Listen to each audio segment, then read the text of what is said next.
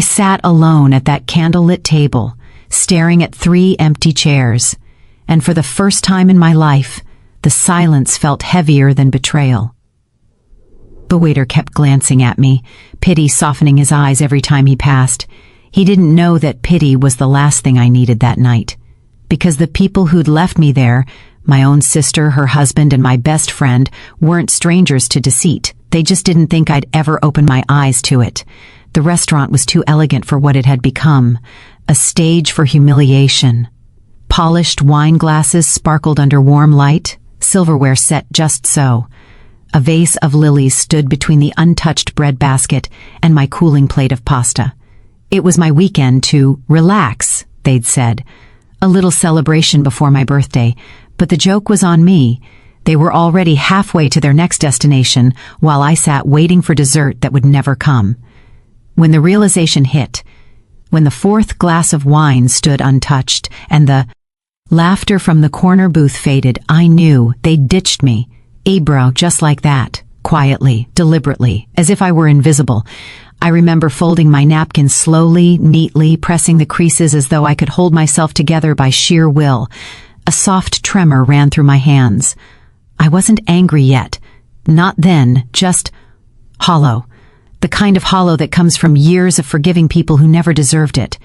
The manager came by, his voice low and apologetic.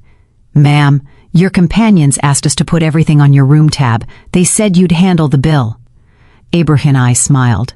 Oh, how I smiled, because what they didn't know, was that I'd already paid for everything, every room, every meal, every luxurious little moment they thought they were gifting themselves with my generosity. I'd paid for it all, and suddenly, that silence, it didn't hurt anymore. It burned. That night, after signing the bill, I walked back to my suite at the Grand Lake Hotel, heels clicking against the marble, echoing through the empty corridor. The lake shimmered outside, the moonlight cutting through the curtains like silver knives. I sat by the window, shoes off, legs curled beneath me, and stared at the soft reflections rippling in the water. The quiet was beautiful, dangerous. Hebrewer, I thought of every time I'd been taken advantage of, by family, by friends, by people who smiled when I entered the room but sighed when I left it. And I decided right then and there that this time I wouldn't swallow it. This time I would move quietly too. Just 12 hours earlier, everything had looked so perfect. We'd arrived at the hotel that morning, a bright Saturday, the kind that makes you believe everything's all right in the world. My sister Olivia had been the loudest in the lobby, waving at everyone like she owned the place. Her husband Brad was busy checking in with a grin that always seemed 2 shades too slick. And there was Julia, my so-called best friend, walking Bessie to me, holding my arm, telling me how much I deserved a break. We were supposed to celebrate my birthday weekend. After a messy year, my divorce, my mother's passing, and the sale of our childhood home, this was meant to be peace, a gift, they'd said.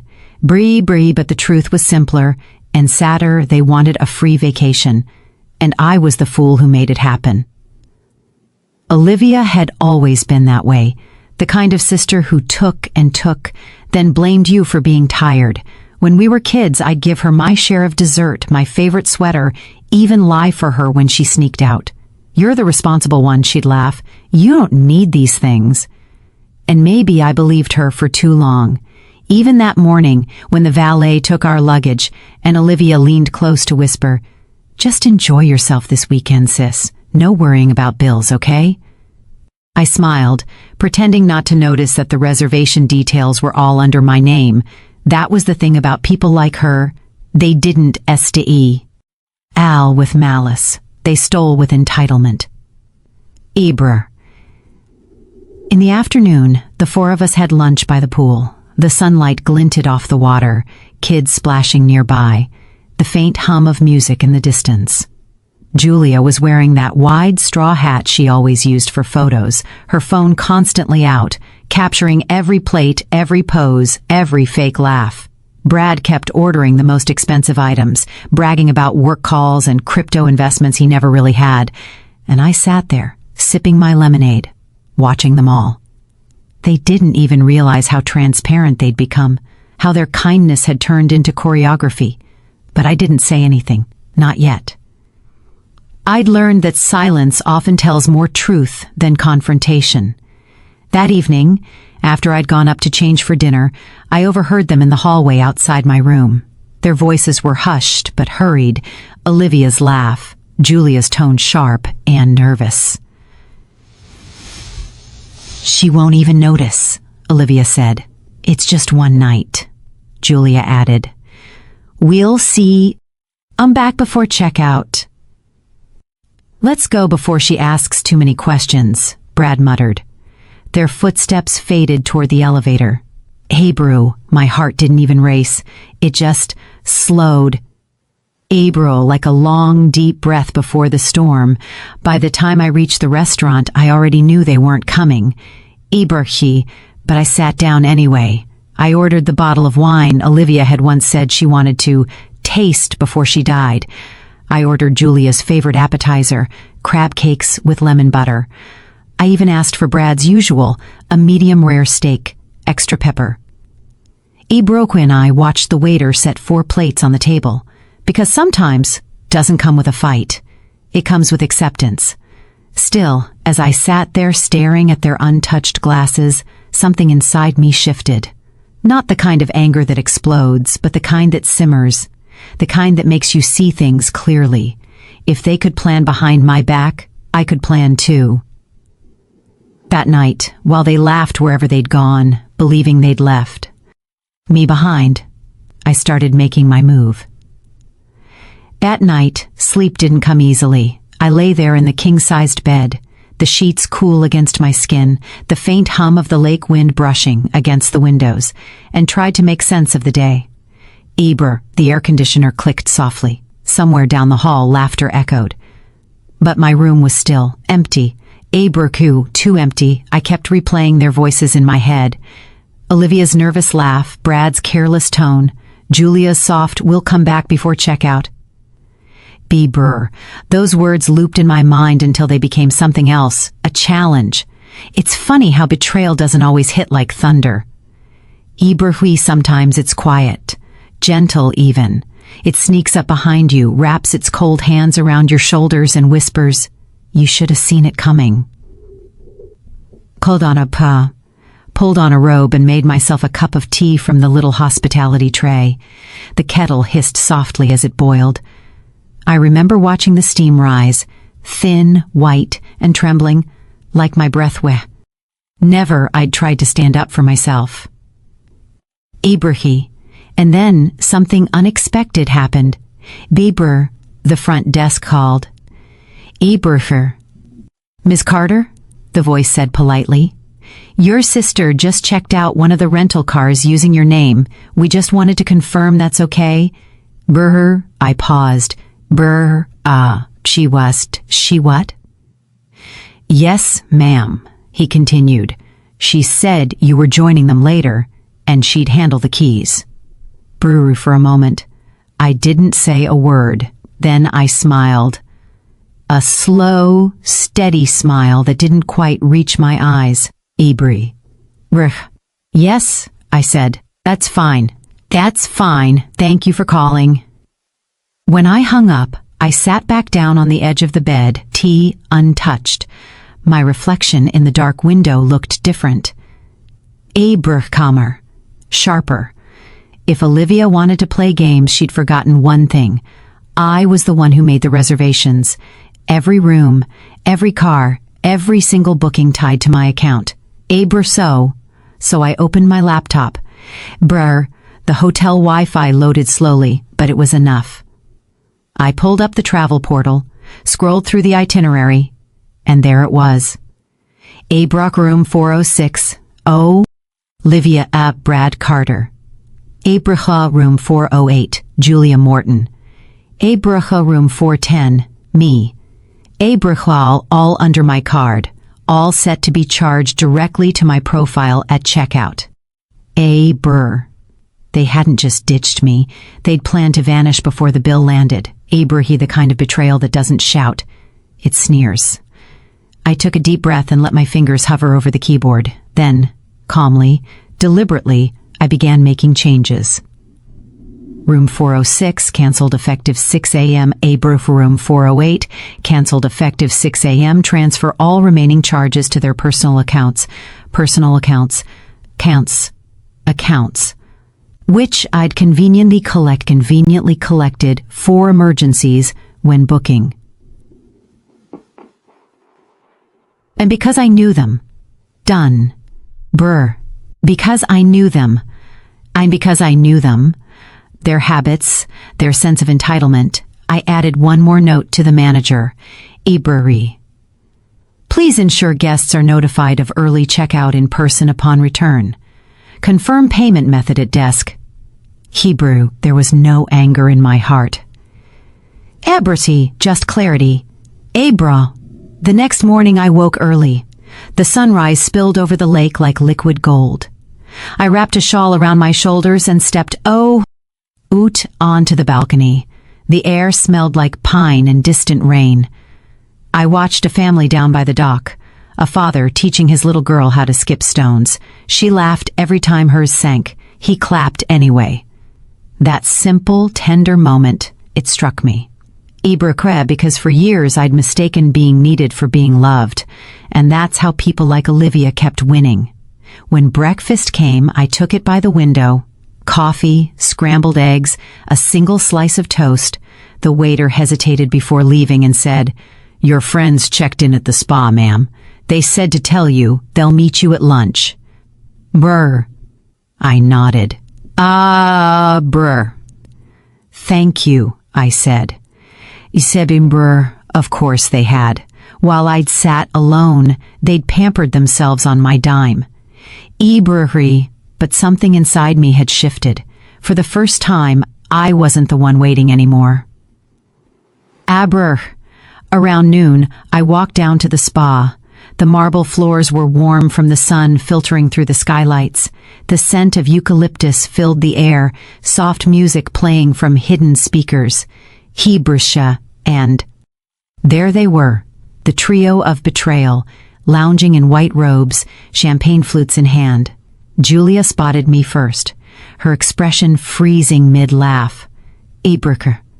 "Oh, you're up," she stammered, pretending surprise. Olivia turned, her smile stretching too quickly. "We thought you were sleeping in, sis." Abri. Brad just raised his glass. "You look rested." Right? I looked at them. The three faces that once felt like home and felt nothing. I was. Evenly. But I wanted to see you before lunch. Chibri Frigi. Olivia sat up straighter. Lunch? You mean the one you reserved? You're amazing, sis. You think of everything. Her voice was sugar, but her eyes darted, guilt flickering there.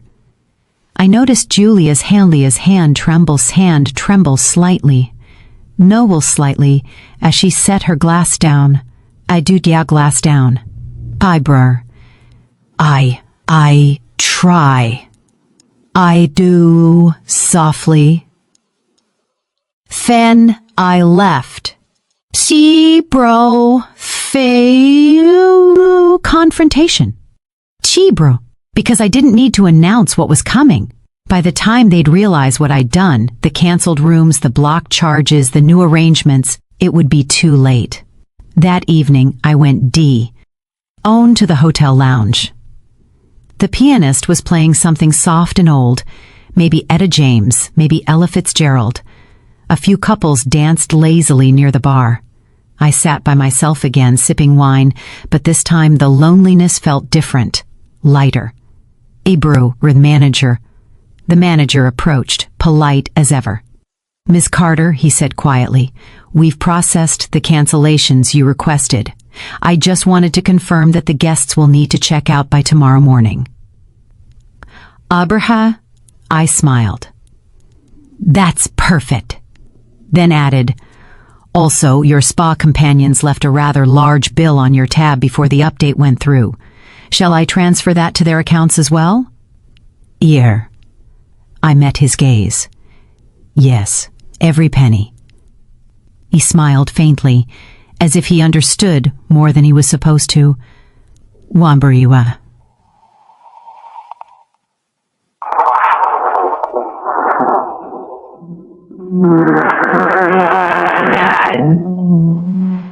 My move was in motion. They thought they'd left me behind, but I'd simply stepped aside, letting them walk right into their own mirror. That night, I slept better than I had in years.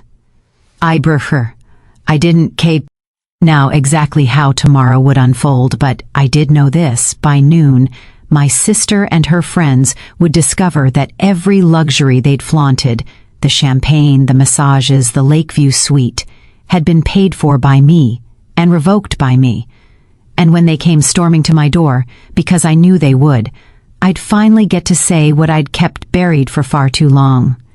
The next morning, I woke up to the sound of pounding. It wasn't loud at first, more like an impatient rhythm muffled through the suite door. But it grew sharper, heavier, until I heard my name. Ebrich, Marianne, open up, Eber. I smiled, took one last sip of my coffee, and set the cup down gently on the tray. Eber. They were right on time. When I opened the door, Olivia stood there, arms crossed, hair unbrushed, fury written across her face. Brad lingered behind her, clearly hungover, while Julia kept her distance, the guilt written all over her posture. Why were our rooms locked this morning? Olivia snapped, her voice trembling. They said the charges didn't go through. I tilted my head. Didn't they? Don't play dumb, Marianne, she hissed. They said your card was declined and that you canceled everything. I looked at her for a long moment. Then I stepped aside, motioning toward the sitting area. Come in. Brad, she stormed in, Brad trailing behind like a man dragged into a storm he didn't cause. Julia entered last, quiet and small. Avery. The room was warm with morning light, golden streaks cutting through the half-open curtains. It almost made the tension feel cruelly beautiful. Hebrew. I didn't raise my voice. I didn't need to. I didn't cancel your rooms, I said softly. I just moved them into your own names. You three used my card for a little too long, don't you think? Brah. Olivia froze. Gibra, Brad looked down. Julia's eyes widened. What are you talking about? Voice rising. We were going to pay you back, brr. I laughed, not cruelly, just tiredly. Really? When exactly? Before or after you left me here alone with the bill, the rental car, the spa? Her face flushed, a mix of anger and embarrassment. Abroas. You're being dramatic. Abraham Brishid, and no, I said, I'm being honest. Something you should try. The silence after that line felt heavy. I let it hang in the air, long enough for her to shift uncomfortably, for Brad to run a hand through his hair, for Julia to finally whisper, Olivia, maybe we should just go. Iberteba sing, but Olivia wasn't done. She never was. You've always had this thing, she said, pacing the carpet like a restless cat. This need to control everything, the hotel, the plans, the bills, even me. Her voice kept slightly, but she kept going. You think just because you helped me out a few times, you get to act like you're better than me. But you're not, Marianne. You're just lonely. The words stung. Not because they were true, but because they were once true. I folded my hands and said quietly, Do you remember Mom's last birthday? That stopped her. Aberta, she blinked. What does that have to do with you? Said you'd plan everything, that you'd handle the dinner, but when the bill came, you forgot your wallet. I covered it. You said you'd pay me back. I took a slow breath. That was 4 years ago. Brad looked away. Julia bit her lip. Olivia's mouth opened, then closed again. Hi, Bursty. This isn't about money, she said finally. Bursty. No, I said. It's about respect and honesty, and the way you treat the people who love you. Her shoulders slumped just slightly. I could see the exhaustion in her eyes, the kind that comes when a lie has been running too long. Bruce, it wasn't about the hotel, not really. It was about years of being taken for granted, of footing every bill, of smoothing over every mess, of being the responsible one, while everyone else got to be careless. And standing there in that sunlit room, I realized something deeper. Olivia hadn't brought me along to celebrate. She'd brought me to use me. Ibra because she was broke. Ibra because she thought I'd never say no. You planned this trip, didn't? To you? I asked quietly. You booked the spa before we even arrived. You made sure my name was on every receipt. Olivia didn't answer. But her silence said everything. I would have helped you, I continued. If you just asked, you didn't have to lie. Her eyes glassy, her jaw tight. For a second, she looked like the little sister I used to protect from the world. I didn't mean for it to go like this, she whispered. Brad lost his job, the house, the bills. Oh, Brad's eyes widened. Olivia! What? You think she wasn't going to find out? Voices finally erupted, voices overlapping, accusations flying. But I stayed still. Calm. Finally, I said, you should go check with the front desk. I'm sure they'll explain everything clearly. Olivia glared at me one last time, but she didn't speak. She turned, grabbed her purse, and left. Julia followed, murmuring an apology as she went. Brad lingered just a second longer, the only one who looked genuine. I'm sorry. I'm sorry, Miss Carter, he said quietly. She didn't think you'd notice. I nodded. That's the problem, Brad. People rarely do. Bri. He lowered his eyes and left. When the door clicked shut, I finally exhaled. The quiet after confrontation feels different. Not peaceful exactly, but cleansed. I walked to the window and looked out over the lake. The water shimmered under the late morning sun, calm and endless. For a long time, I'd let my family mistake kindness for weakness. But that morning, standing there alone, I realized something I should have known years ago. Boundaries aren't walls. They're doors that you decide who gets to walk through. And some doors, once closed, should stay that way. Still, I couldn't help but wonder if Olivia understood what I'd really done, because the hotel bill wasn't the only thing I'd changed. There was one more surprise waiting, something that would force her to face herself in a way she never had before. And when that moment came, I'd be ready to watch, not with anger but with clarity. Down in the lobby, the air felt colder than before. I took the elevator alone, watching my reflection blur in the mirrored walls as we descended. My heart wasn't racing. It was steady, calm, almost too calm. That kind of stillness that only comes when you've already decided what needs to be done. The doors opened with a soft chime, and there they were, Olivia, Brad, and Julia, standing at the reception desk, faces pale with panic. The hotel manager, a kind older man named Mr. Patel, looked visibly uncomfortable.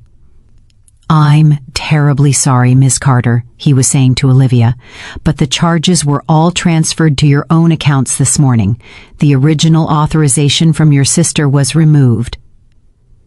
Olivia's voice trembled, half whisper, half scream. That's not possible. She said she'd cover it. This whole trip was her idea. Mr. Patel raised an eyebrow, then looked up as I approached.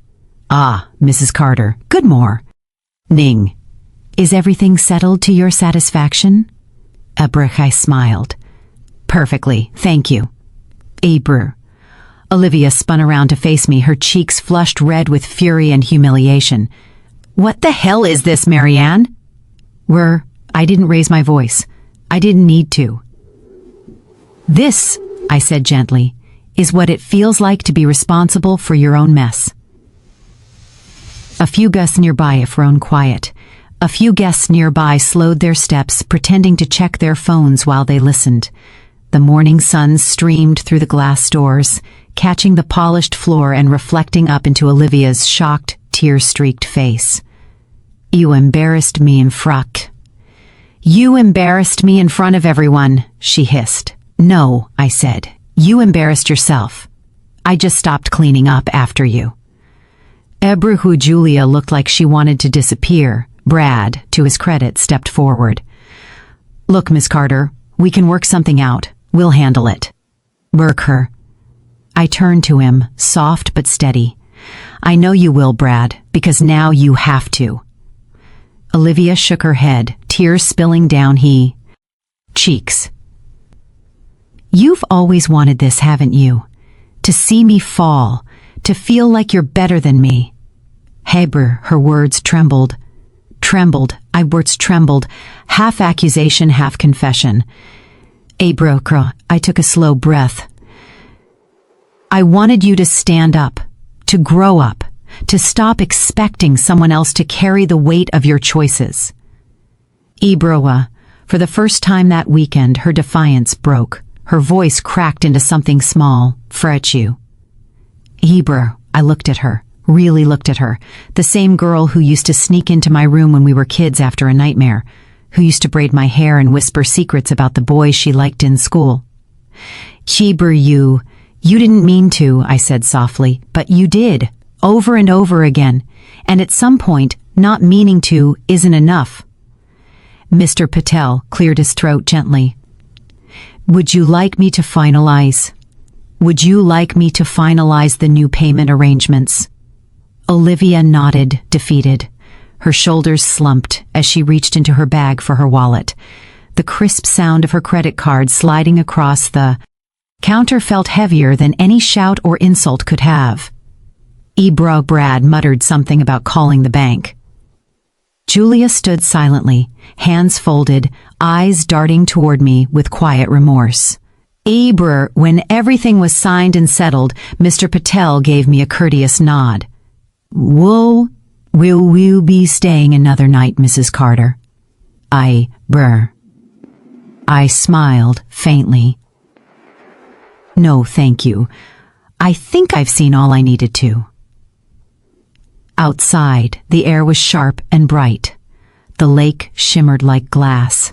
I walked slowly toward the car rental office, heels clicking against the stone path. Behind me, I could still hear Olivia's voice echoing faintly through the glass doors, frantic, apologetic, broken. I didn't turn back.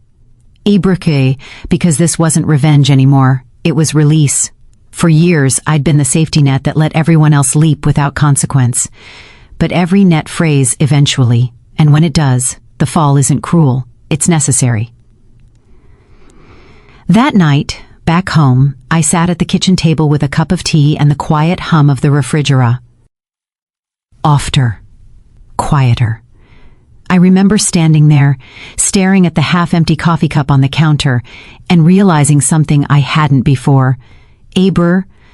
I didn't owe anyone an apology for finally putting myself first.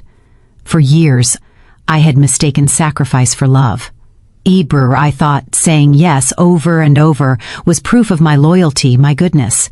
But love that drains you, that constantly asks you to shrink so someone else can shine, isn't love. It's a slow kind of erasure. A few days later, a package arrived at my door. Inside was a small leather-bound journal and a card that read, Chiburi. I know I can't fix everything, but maybe I can start by understanding myself. Thank you for finally letting me learn. Olivia. The words weren't perfect, but they were real. I held that note for a long time. My fingers traced the handwriting, familiar yet unsteady, and for the first time I felt something soften inside me. Not pity, not anger, just peace. Ibrfi, because sometimes the best apology isn't a speech or a promise. It's hang. At weekend. I drove out to the lake again, alone this time. I parked near the same spot where we had taken our family photo, the one I'd renamed the weekend I let go. The water was calm and a few ducks floated near the shore. The air smelled of pine and faint smoke from a distant campfire. I sat on the hood of my car, closed my eyes, and breathed in that familiar mountain air. In that quiet moment, I thought about how easily we confuse forgiveness with forgetting. Forgiveness isn't pretending the wound never happened. It's cleaning it, bandaging it, and deciding you won't keep reopening it just to prove it's there. I had forgiven Olivia, not because she deserved it, but because I did. Because carrying her mistakes inside my chest had only ever made me heavy. Hebrew people often say revenge brings satisfaction. But the truth is, what I felt that day in the hotel lobby wasn't satisfaction. It was relief. I didn't hurt her. I simply stepped out of the role she'd written for me. And that, I learned, is the purest kind of justice. You can't force someone to respect you, but you can stop making it easy for them not to. In the months that followed, Olivia and I started to rebuild piece by piece. Our phone calls grew longer, our silences grew softer. Sometimes she'd tell me about her therapy sessions or how she was learning to cook on her own, things she never would have said before. She was learning responsibility, maybe for the first time, and I was learning something too, that love doesn't have to mean rescuing. Sometimes it simply means standing still and letting others find their own strength. A year later, she invited me back to that same resort. This time, she paid. When I walked into the room, there were flowers on the table, lilies, my favorite, and a note beside them, that woman. The woman who finally taught me how to stand. We didn't talk much that night. We just sat on the balcony, watching the lake turn gold under the setting sun. It wasn't a perfect reunion. There were still unspoken things, still bruises beneath the surface. But there was also honesty, and that was enough. Sometimes I think about how easily that story could have gone another way.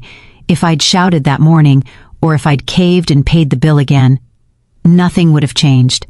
We would have gone home smiling for pictures, pretending everything was fine, while resentment quietly grew like mold between us.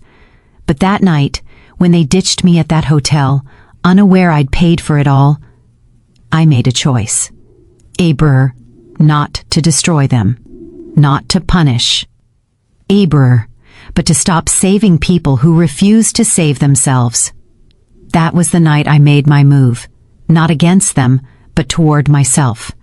Now when I look back, I don't see betrayal anymore. I see a turning point.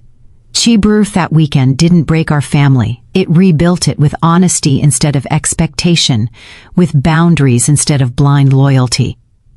Because sometimes love isn't about staying. Sometimes it's about stepping back and letting others meet. So if you're listening to this and you've ever been the one who gives, who holds, who forgives too easily, I want you to hear me clearly. You are not cruel for walking away. You are not selfish for saying enough. You are not heartless for finally wanting peace. Some lessons cost us everything we thought we knew about love. But in the end, they give us something better. Ourselves. Would you have done what I did? Would you have walked away or paid the bill again just to keep the peace? Tell me in the comments, and don't forget to subscribe for more stories like this.